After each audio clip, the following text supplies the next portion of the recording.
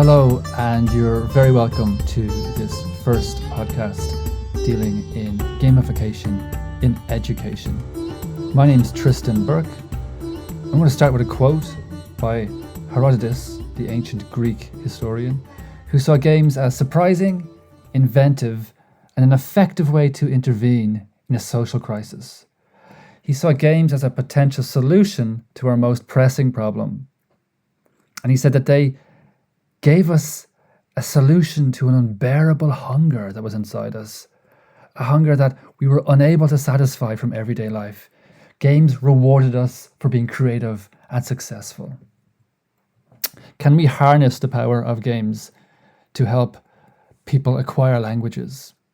Today I'm going to talk to Anthony Colclough.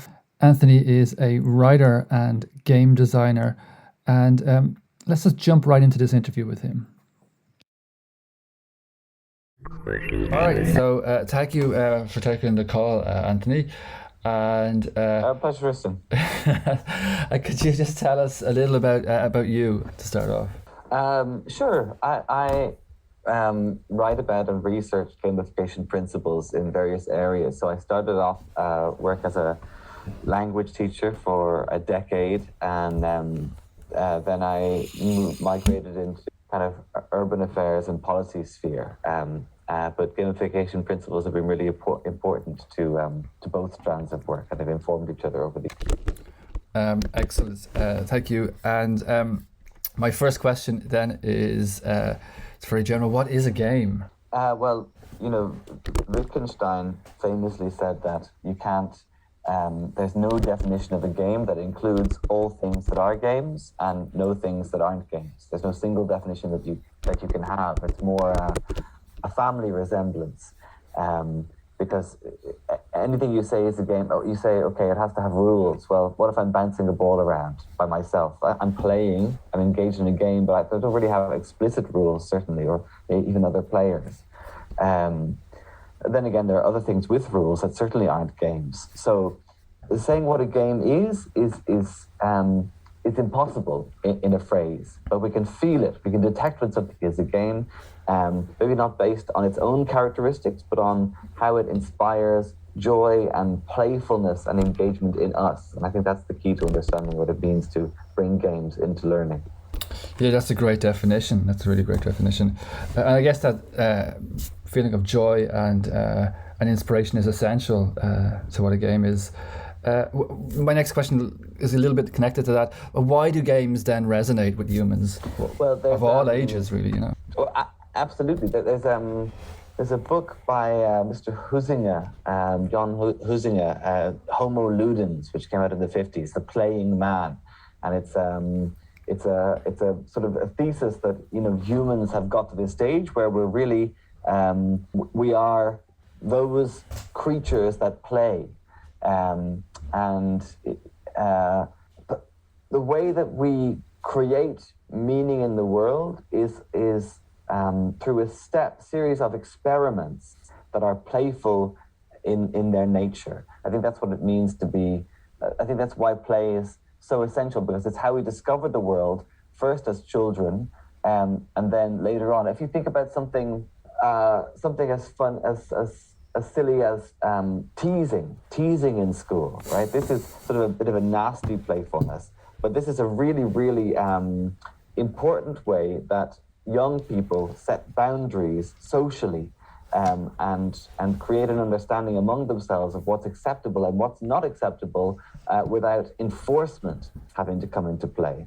So play is a way that we can learn about the outside world, learn information, but also learn how to behave, what to do, and it's a form of learning that there's a lower cost or risk engage as part of it, because I can playfully discover without the worry that I would have if I was sort of exploring in full thrust and sincerity something that could potentially be dangerous, forbidden, embarrass me because I don't know about it, whatever. Yeah, that's really fascinating. It's just such an essential part of our development as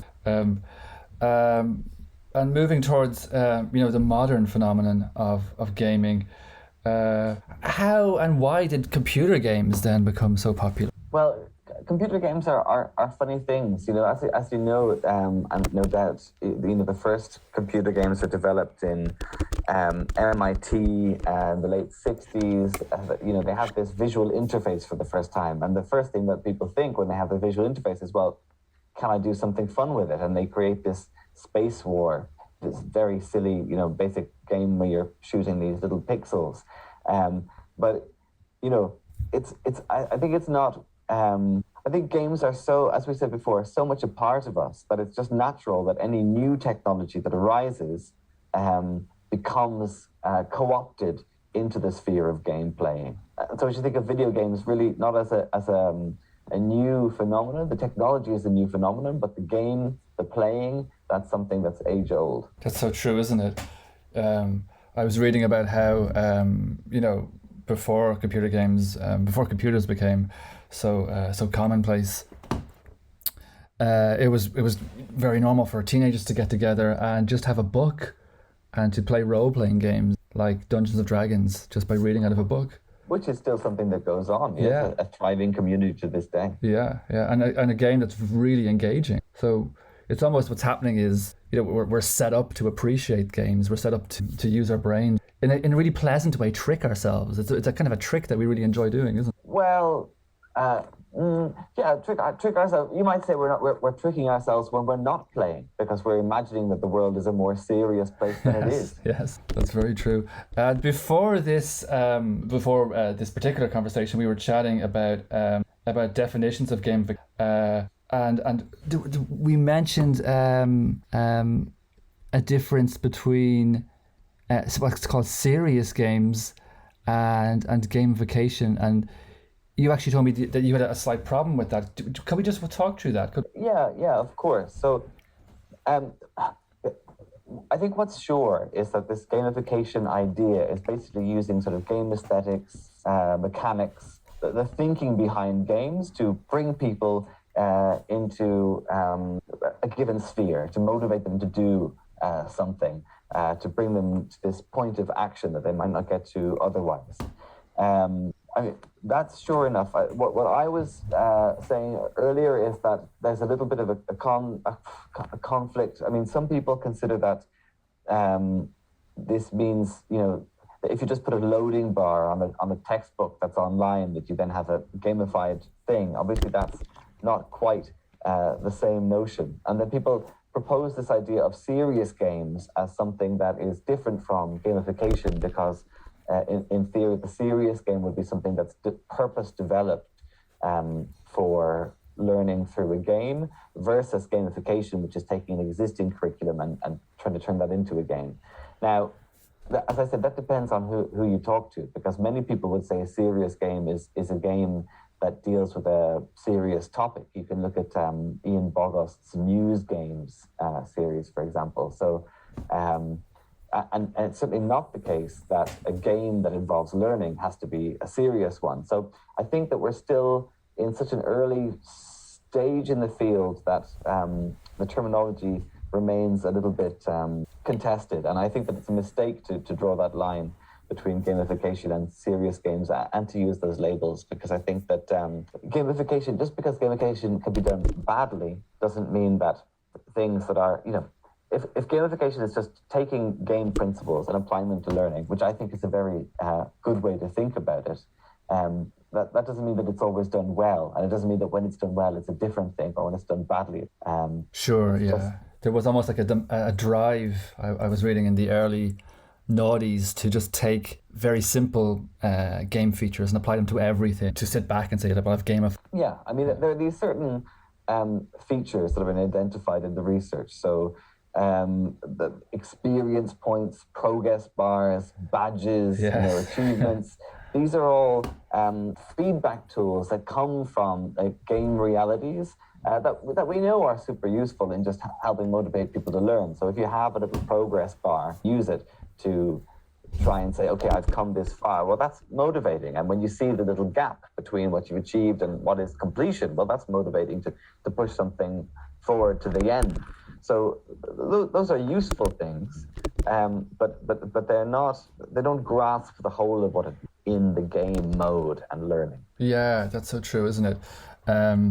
Yeah, I was reading and it kind of surprised me, but then I thought more about it, and of course this is true, that game mode you're talking about ties in with, his name has escaped me now, but he wrote that book Flow about attaining a sense of pleasure and pride in even the most of mundane of tasks by challenging and finding ways to enjoy what. And I never kind of thought like that ties in with games. I read that book, I never thought, that it definitely. Oh, absolutely.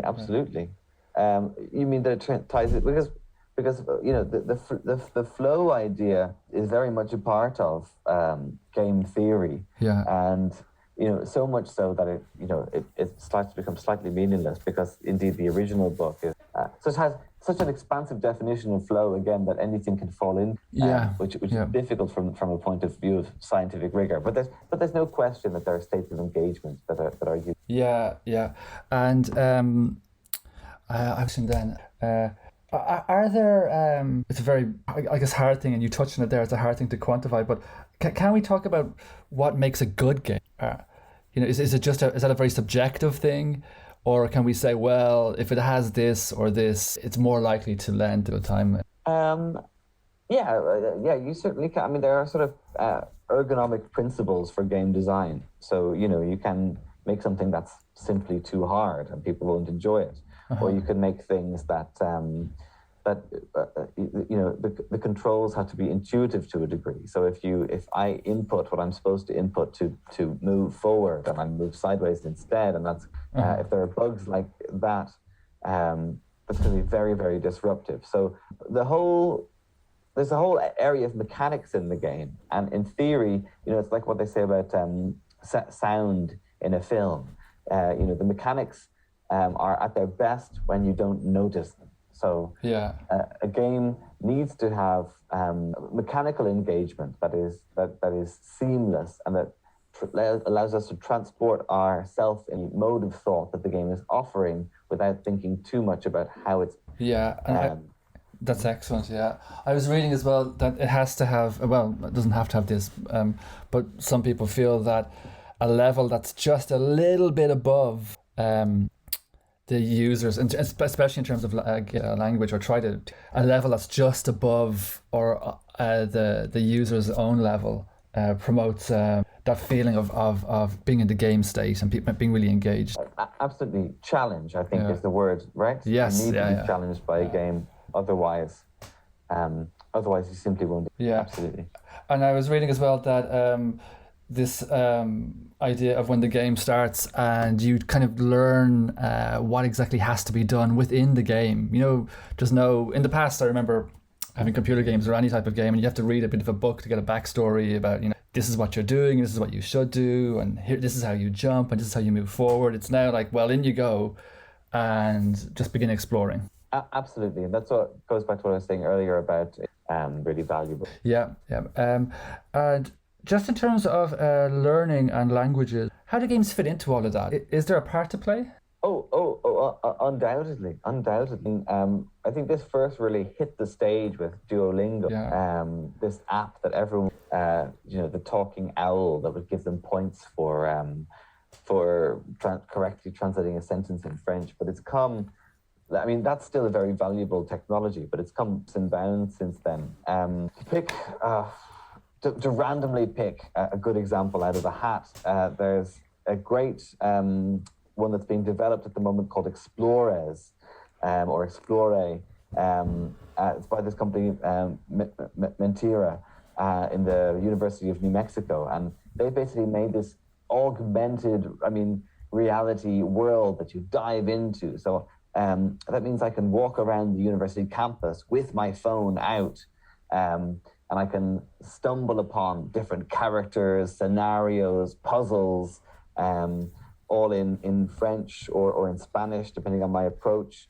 I'll see the characters speaking to me in the language that I'm trying to learn, and I have to then engage with them on my phone. But they're not just on my phone, because augmented reality actually puts them through the phone camera in the space that I am. So it's really throwing me into the experience of immersed in another language, giving me all the right cues, like visiting the country. Giving me all the right cues in my brain to say, okay, this isn't something that you to chapter 10 by the end of the day. This is something that you have to bring into your brain because, brain, you are there. This is the reality. And you're not going to get your soup for lunch if you can't figure out how to tell the waiter that that's what you're looking for. Exactly, yeah. It touches back to that thing you were talking about, where games allow us to push boundaries, do things that might be fearful to establish. Absolutely. If you drop me in a Parisian cafe, use my poor French, well, chances are I'll blush and then start trying to do it in English because I'm embarrassed about my French levels. But if you have a digital character, a digital cafe, well, then I can try it out. I can do my French, and if it's bad, it's bad, and I know I'll learn from there. But there aren't people, I'm not going to be subjected to scorn because I'm in a mode of play. And the alternative is sitting in a classroom where there are perhaps 20 students trying to create the idea that we're going to speak French and that we're in a can that we have to get all 20 students engaged at the same time and to get all 20 students actively participating and using the language. The idea that you can recreate that outside the class, or perhaps teach the language necessary vocabulary, and then send the students out. I'd imagine it's a way more engaging way, especially when students get so tired of sitting in a... Well, the two key phrases you use there, the key terms are sitting and at the same time, right? First of all, as opposed to something like the classic language learning apps, computer games that kids would have played when I was young. I remember playing a game on the computer where you walk around trying to solve a murder in French. I love that. Which is great, but this new augmented reality experience that you actually get up, you use your body, and we learn, like the memory palace, we learn with spaces, with motion. It's not just our eyes that are the learning tools, our hands, our legs. Yeah. These are all tied into memory. So if you can get gamification that's actually making you get up, walk around, experience different spaces, just be in motion, that's going to be so beneficial. And the other key point you said, at the same time, and that's so important because we know that kids or adults don't learn at the same pace and they don't learn in the same way. And the fact that they are sitting in a class together is purely a matter of logistics and convenience. We know that doesn't aid their education. So the idea that gamification and having your own device on which you can mediate this experience at the pace that is right for you in your mind, an enormous advantage for making sure certain people don't fall behind and others aren't held back. Yeah, it's really, there's so many advantages when you think of the ability to customize and individualize and personal, based on their needs and ability. There was something else that struck me there, when you're out and about with this Explore app. Perhaps you're in Dublin with a Dublin version of it, and you're walking around. All of the neurological kind of stimuli, the sensory stimuli that you're getting, is creating such an impression upon you that we talked about being in that game state or that state of flow where you can begin to just use the language that you need to use. It's very hard to get that in the idea that you can create these neurological pathways that then are so much easier to recall things when you've had a kind of a vivid experience. Absolutely, no question. The world, when you go for gamification in this sense, walking around, augmented reality, the whole world. Yeah. And there are some games that are not set up to teach. They're set up to be a game. For example, Sims or Grand Theft Auto. And I did a survey, and lots of students, I'm not sure lots, but 30% talked about other games that weren't specifically designed that really help. Oh, absolutely. Because when it comes to language learning, of course, there are definite advantages to having tailor-made stuff. But we already know that watching films, music, that these are useful ways of getting to grips, especially with more idiomatic strains of language and intonation, things like that. Now, again, when I was a youth, video games would have all been text coming up on a screen and you just read through it and exit. But now it's like walking through a cinematic experience. These characters with you, have a chance to engage and speak back with them. So it's like, again, being tossed into that Parisian cafe. Yeah. You're right there, and it doesn't have to be about seeing a tailor-made teaching experience. It's about a real life or virtual life situation where the language is being employed in a natural fashion. Yeah, that's interesting, that virtual life, the idea of a quest-based game. I guess a term where you have a character and you grow that character, you get extra abilities, you get and those type of games have become hugely popular, and they have this power to really engage, to really invest emotionally. Oh, there's no question about it. Yeah, there's so many elements to that. Even if you're going, you can dial it back and think about the audio tour when you go into a new city on your phone. Once you're presented with a map of 16 points and there are 16 things to listen to, you immediately get into the mode of following that trail and listening to those things, and you don't want to miss one. You hate to miss one. You definitely want to get to the end. So just seeing a path laid out that you can progress along is actually really motivating in itself. But then you have developing avatars, so people can invest themselves in this digital learning self, that it's not just them, but it's also this character that they've built, nurtured, and that they're improving. So it's almost our paternal and maternal instincts are called upon by the game, but it's the child within us that we're growing. Yeah, so true, isn't it? And I remember living in Korea, 10, 11 years ago, and they had a really advanced relationship with the internet and with games. A huge thing in Korea to play a version of Mario. It was called Kart Racer. Everyone signed up with their actual ID, with their driving license or social security. And they were league tables, ranking, it was badges, there was ways to upgrade your cart. You could spend money to upgrade the cart or just win things. But underneath all of that was it was hugely enjoyable. It was a hugely enjoyable game. And it was so woven into their society. It was such a normal thing to go home, get the computer open and start playing kart race. Absolutely. And they're kind of ahead of the game there. It'll be the case. It's already becoming the case, but I think it's going to be more and more the case here, where there are games that we, hopefully not that we go home from work and lock ourselves in the basement and start playing on a computer, but that the virtual world becomes more of a present. What's coming? Can you tell us what's coming in terms of technological development and how I guess societal change that might come about? Yeah, absolutely. We're now in this mode of catching up with ourselves. If you think about, let's think about the early 2000s and the late 90s, the dot-com bubble bursting. Well, all of the dot-com companies that were worth so much and then crashed, they all exist now. It's a different company, except for Amazon. They're different companies that do the same things as those did and are actually worth money now. Or, there's David Bowie's digital art gallery that he started in 2004, that's going now. So we have the idea before we have the technology. Then we have the technology, but we don't have the technology. Like we see now with the pandemic, everyone's using Zoom and we don't have to go to meetings, we don't have to travel the world. Well, the technology was there waiting for us to do that, but we weren't ready to adapt to the technology.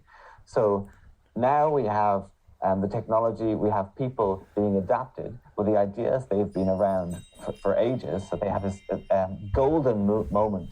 You can imagine, maybe I want to hang out with my friend in Brazil, and my friend in New Zealand, and my friend in the North Pole. And maybe this evening, we'll all sit down in a digital cafe, which then erupts into flames, and we have to escape and drag out the other people enjoying their coffees, and then navigate a post-apocalyptic language learning world for 4 or 5 hours, and then we'll get up and go to bed. So the possibilities are infinite, and we're just starting to realize them. We're just beginning to be able to weave in different people at a distance, friends of different types in different places, coming together in social environments or game environments that don't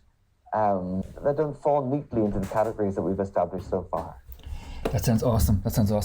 I'm just going to press pause really quickly because I got to run to the toilet. But we're finished. I'm just going to press pause, and then I'm going to come back and have a. So I've one more question, Anthony, and it's I've been reading about certain educational companies getting involved the gaming world, like Pearson's, the publishing. But I'm not sure if they have the wherewithal to create good games because. Am I wrong in saying that? I feel that sometimes people are coming at it at too strong a slant of let's educate, and sometimes they're losing a little bit of the fun factor. Oh, there's no question. There's no question about that. Of course, they will improve their own offer by bringing in this game element, but the future of learning is not going to be the next step taken by an existing learning giant. I mean, the joy. The amazing thing about games and gamifications is that this technology, and the reason it's blooming, as we said, first game in the 60s, the reason it's really blooming now is because the technology is in everyone's hands. You or me could sit down and in 2 or 3 days learn to make a basic game and get all the tools you need to do it completely for free on our home computers.